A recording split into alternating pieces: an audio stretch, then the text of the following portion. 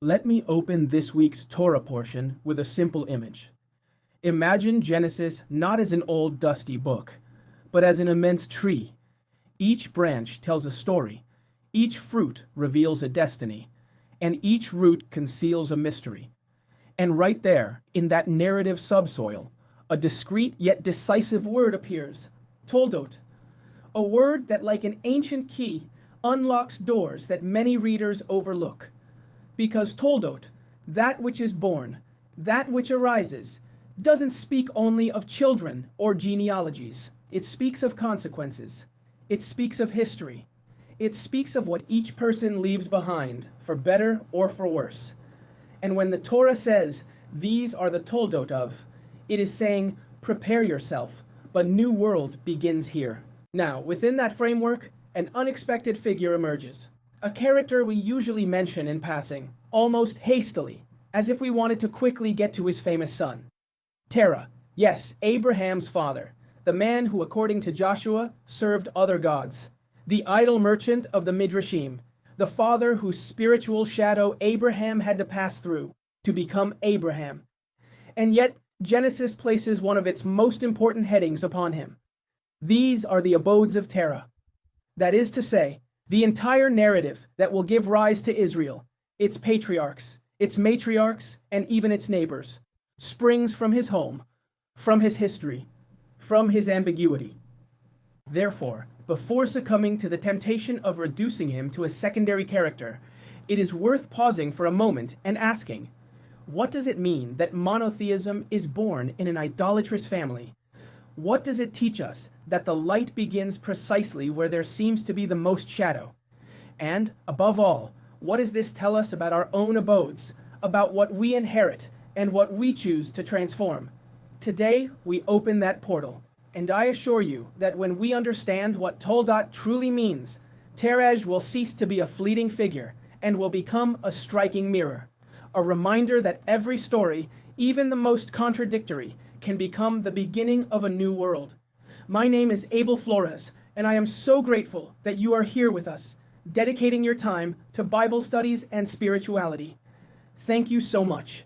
Now, don't get too comfortable, because we are about to begin this journey together. Imagine opening the text of Toldot like opening an old family album, one where each page is filled with silences, tense glances, and decisions that continue to resonate centuries later. Here, we witness not only the passing of the torch between Abraham and Isaac, but also the unfolding human drama of two brothers who embody two opposing worldviews. And between them, a mother who hears the voice of God, and a father who struggles to see beyond his own blindness. The Parashah begins with a detail that seems technical, but is crucial. Rebekah cannot conceive. Once again, the story hangs by a thread, as if the covenant needs to remind us that life is an improbable gift. Isaac prays before his wife, almost like a spiritual mirror, and the Torah allows us to sense that the future of Israel always begins in the intimacy of shared prayer. When Rebekah finally conceives, she feels a battle raging within her. It is not merely the discomfort of pregnancy, it is a premonition of conflict. God reveals to him that two nations are fighting within him, and that the older will serve the younger. From that moment, the story stretches taut like a bow. The children grow up, and the contrast becomes almost symbolic. Esau, red-faced, hairy, impulsive, a friend of the countryside and risk. Jacob, serene, upright, inclined to tense, to study, to patient observation. Isaac prefers the strength that hunts. Rebekah, the voice that listens. And in that difference in affection, the narrative earthquake is already foreshadowed. Because when Esau returns exhausted and gives up his birthright in exchange for a stew, the text leaves no room for ambiguity. He despised his birthright. He didn't lose a title. He renounced a mission. The story moves forward, and Isaac faces his own trial in times of famine. God stops him before he goes down to Egypt and renews the covenant with him. Wells are dug, wells are disputed, wells are named. Life flows, but always with resistance, until Abimelech recognizes that God is with Isaac and peace is sealed by the springing water. But the heart of Toldot lies elsewhere.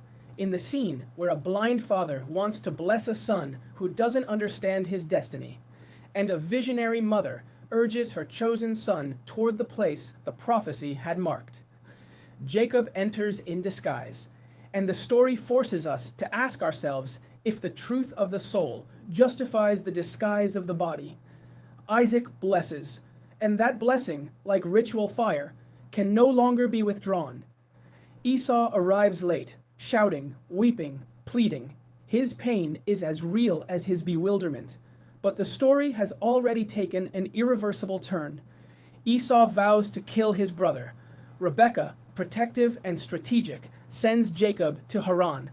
Isaac, now aware, bids him farewell with Abraham's blessing. And Esau, in a belated attempt to please, takes a wife from the house of Ishmael, failing to understand that the problem wasn't a lack of will, but a lack of vision. Thus unfolds the story of the Toldot. Amidst prayers and prophecies, wells and deceptions, two brothers who represent two ways of inhabiting the world. One sees the moment, the other sees purpose. One hunts, the other builds. And from this clash, like an ancient spark, the history of Israel is born. A history that, like the Toldot we study, reminds us that what we inherit is not a fixed destiny, but raw material, and that each generation decides what to do with that legacy, repeat it, break it, or elevate it. Now, let's delve deeper into the term Toldot. What does it truly mean? I'll begin by inviting you to a simple, almost cinematic scene. Imagine opening the book of Genesis, not to its most familiar stories, but to its hinges, to those points where the text solemnly tells us, these are the Toldot. And at that moment, without background music, lightning, or special effects, the Torah warns us that a new world is about to emerge. Because Toldot, this seemingly technical word, is actually the spark that divides the narrative into large blocks. It is the key that unlocks doors and reveals destinies. And strange as it may seem, it is also the thread that will allow us to rediscover a character who is often relegated to the margins. Terah, Abraham's father, the visible origin of a lineage, and the complex shadow from which the light of monotheism will be born. The Hebrew word toldot, comes from the root yalad, the act of giving birth. It speaks not only of a physical birth, it speaks of the emergence of something, a story, a genealogy, a historical consequence. It is a word that contains the echo of the past and the possibility of the future. In Spanish, we see it translated as generations, lineage, or history, but each of these options barely captures a part, because Toldot is more than a family record. It is the story of what comes forth from a person, be it a child, a work, an idea, or even a mistake. And if we open Genesis with a trained eye, we notice that it is organized almost like a living family tree, where each branch is introduced with the phrase, "These are the Toldot." This formula appears 10 times, and each appearance is a new chapter. It speaks not only of descendants, it speaks of processes. It tells us what was born from heaven and earth, what was born of Noah, what was born of his sons, what was born of Terah, what was born of Isaac, what was born of Jacob. It's almost like following the pulse of time. The text doesn't ask us to memorize names. It asks us to understand what springs from each life. Later, Jewish tradition expands the concept. Toldot is no longer just genealogy. It is biography, chronicle, identity. That's why there are books called Toldot Yeshu, Toldot Ha'ari, and other works where the word becomes practically synonymous with the life of. But rabbinic literature doesn't stop there. The Midrashim, with their marvelous ability to see the visible and also the invisible, affirm that a person's Toldot are not only their biological children. They are their spiritual fruits, their disciples, their actions, their teachings, their successes and their failures, everything that leaves a mark. And Kabbalah, always ready to open new windows, tells us that Toldot are also emanations, flows of spiritual energy that arise from every decision. In this interpretation, every human being produces offspring on multiple levels, in their words, in their character, in their intention. That is why the Kabbalistic tradition interprets the Parashah Toldot as a map of spiritual inheritances. Esau is the shell, the outer part, the primary energy. Jacob is the fruit, the inner essence, and each represents a way of projecting the soul into the world. If we hold all this conceptual richness in our hands, then we will understand the importance of the term Toldot in Judaism. It signifies identity, memory, responsibility. It speaks of generations that receive a legacy and transform it.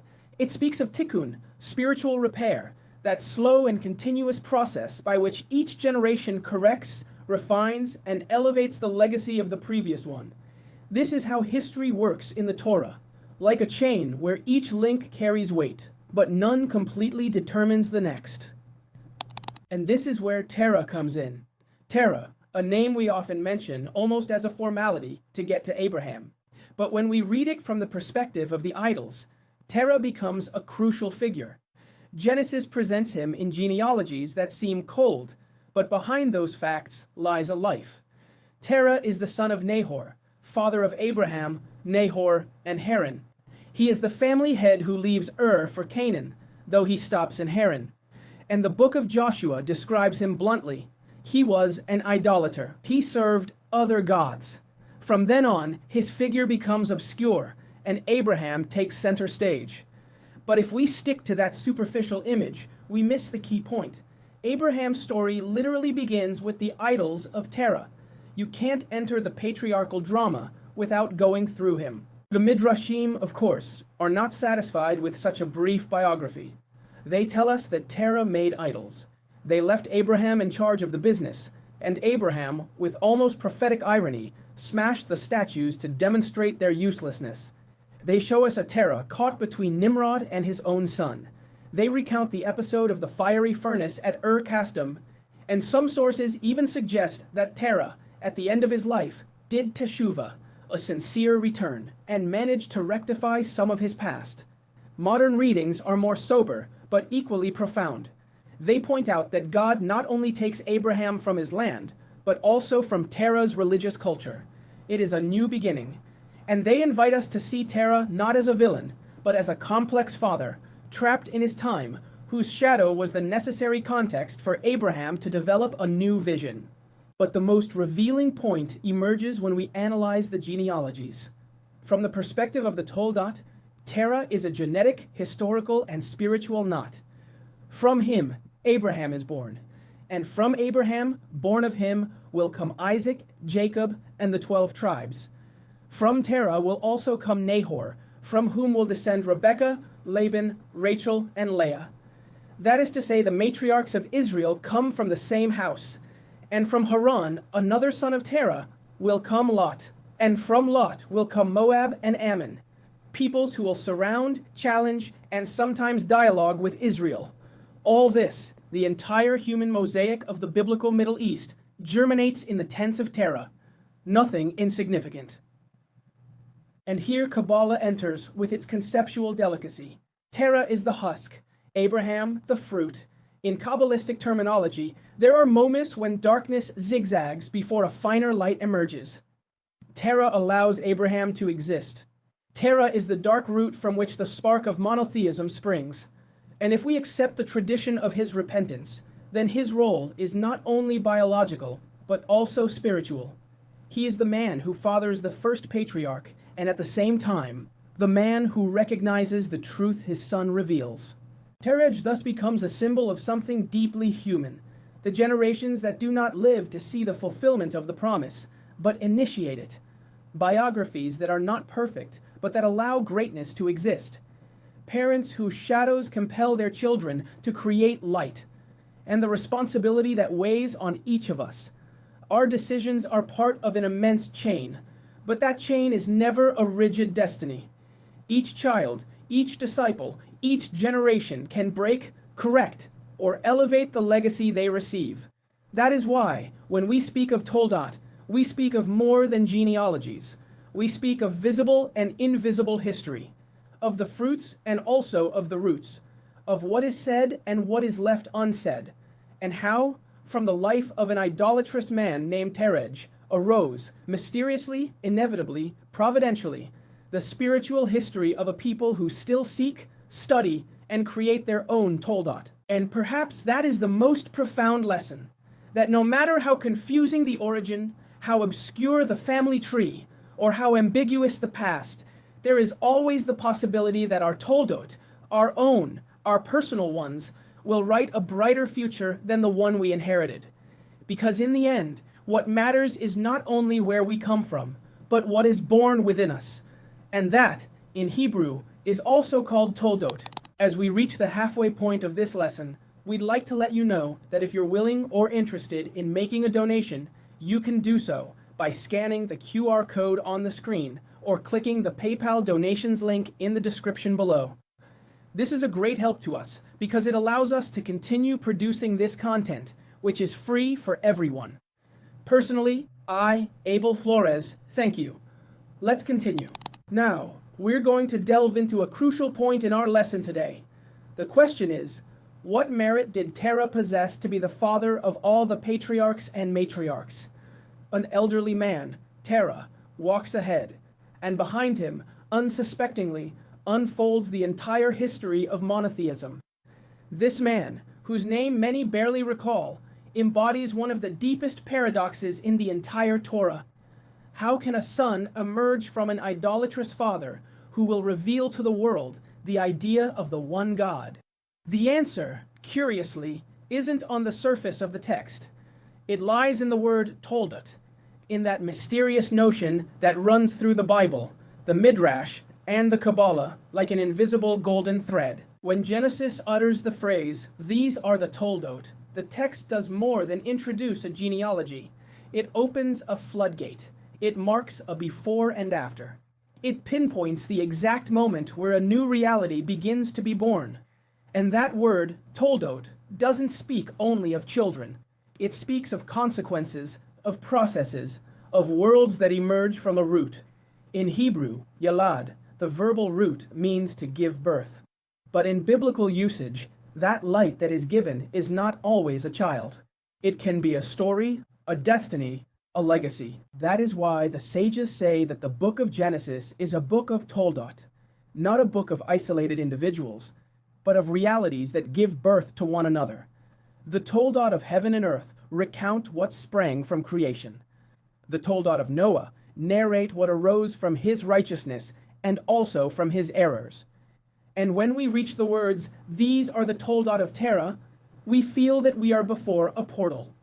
Not because Terah is a popular figure, but because in him are concentrated the roots of all history. Patriarchs, matriarchs, tribes, neighboring peoples, alliances, conflicts, promises, exiles.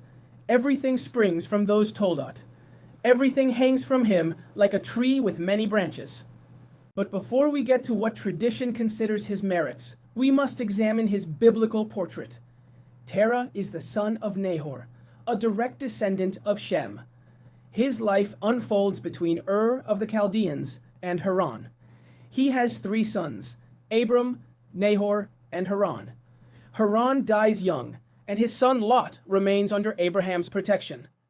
Nahor will be the father of Bethuel, and Bethuel the father of Rebekah. He will also be an ancestor of Laban and the future matriarchs, Rachel and Leah. In other words, the entire human structure of biblical Israel originates from the house of Terah. The Bible presents him as an idolater, and the book of Joshua states it bluntly. He served other gods. And yet, and here is one of the most surprising details of the text, it is he who takes the initiative to lead his family out of Ur toward Canaan. What motivated him? A personal inspiration? In inner turmoil? A premonition? The text doesn't say. It only narrates that he leaves. And that gesture, so discreet, is interpreted by generations of sages as the first step toward enlightenment. The Torah doesn't praise it, but it records it. And in the Bible, what is recorded carries spiritual weight. Rabbinic literature, always ready to illuminate gaps in understanding, dares to look into the inner world of this man, and it portrays him not as a naive man, but as a sophisticated idolater, someone who not only worshipped idols, but also crafted and traded them. He wasn't a victim of others' superstitions. He was an architect of empty symbols. That's why the Midrash places Abraham inside his father's tent, surrounded by mute statues, and narrates that irresistible scene. Abraham smashes the figures, places a hammer in the hand of the largest idol, and, when Terah confronts him, responds with an irony that transcends the centuries. Why are you surprised that these idols fight each other if you yourself believe they have power? This episode is not a charming anecdote. This is the first confrontation between father and son regarding the truth. It is also the beginning of Terah's spiritual breakdown. The tradition continues. When Nimrod, the powerful and arrogant king, orders Abraham to be thrown into the fiery furnace, Terah appears as the one who denounces him. A harsh scene, showing the separation between the two worlds. But when Abraham emerges alive, unharmed, embraced by providence, something breaks in the father's heart. The Midrash and the Zohar agree. Terah does teshuvah, repentance. He acknowledges the truth. He surrenders to the evidence. And at that moment, according to Rabbi Abba Bar Kahana, God promises Abraham that his father will have a share in the world to come. This statement, so powerful and so merciful, changes the entire interpretation of Terah. He is not a condemned villain. He is a man who fell and rose again, who walked toward error and then toward truth. He is a soul that is transformed. Kabbalah delves even deeper into this portrait. For mystical texts, Terah doesn't simply represent outward idolatry. He represents the kalipa, the spiritual shell that protects the inner spark. The shell can be rigid, confusing, even toxic. But its function, paradoxically, is to hide the light until the moment arrives to reveal it. And Abraham is that light. Kabbalah sees in him the pure spark that must break the shell, release the fruit, and initiate a process of tikkun, of generational repair. This movement, from shell to fruit, from confusion to faith, is not an accident. It is part of the spiritual fabric of the world. And Terah, in this scheme, is not an obstacle, but the necessary stage for Abraham to rise with greater strength. But let's return to your central question. What was his merit? What did Terah do to deserve such extraordinary offspring? Tradition answers with several layers of meaning. First layer, the physical gesture. Terah took the first step out of Ur. That movement, though incomplete, broke with its context. The first spark of monotheism was ignited because there was a father who consciously or unconsciously began the journey. In Jewish spirituality, sometimes taking half a step toward the truth is worth more than remaining still in the comfort of error. Second layer, teshuvah. Upon seeing the miracle of Abraham, Terah is overcome with remorse and returns. And teshuvah, that profound return, rewrites biographies. It doesn't erase the past, but it redeems it. And a soul that rises through teshuvah, says the Talmud, reaches heights that even a completely righteous person cannot reach. Third layer, fathering Abraham. This seems obvious, but it isn't. In rabbinic thought, righteous children spiritually elevate their parents. The merit of the children accumulates in the root from which they sprang. It is the inversion of the concept of zechut avot. Instead of parents supporting children, children support parents. Abraham, Isaac, Jacob, Rebekah, Rachel, Leah, they all lead back to the common root. And that root is Terah. Fourth layer, the genealogical role. Terah not only fathers Abraham, he fathers the entire narrative of Genesis. From him come the matriarchs. From him come the neighboring peoples. From him comes the dynamic that will define the history of Israel. In terms of Torah, Terah is the tree from which all the branches grow. Without him, the entire structure collapses. Fifth layer, his complexity. Terah is neither perfectly righteous nor absolutely wicked. He is a father who makes mistakes, who denounces his son, who loses him, who sees him reborn, who returns.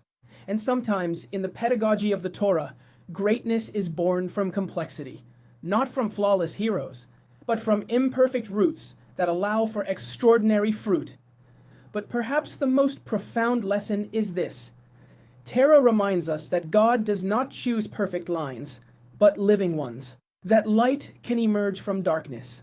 that a shell can hold a fruit, that a confusing story can give rise to entire generations of clarity, and that ultimately what determines our Toldot is not what we do in our darkest hour, but where we turn when truth knocks at our door. Because in the end, the question isn't just what merit Terah had, but what he can teach us about our own roots, about our wounds, our stumbles, our attempts to walk toward the light, even when we don't fully understand where we're going.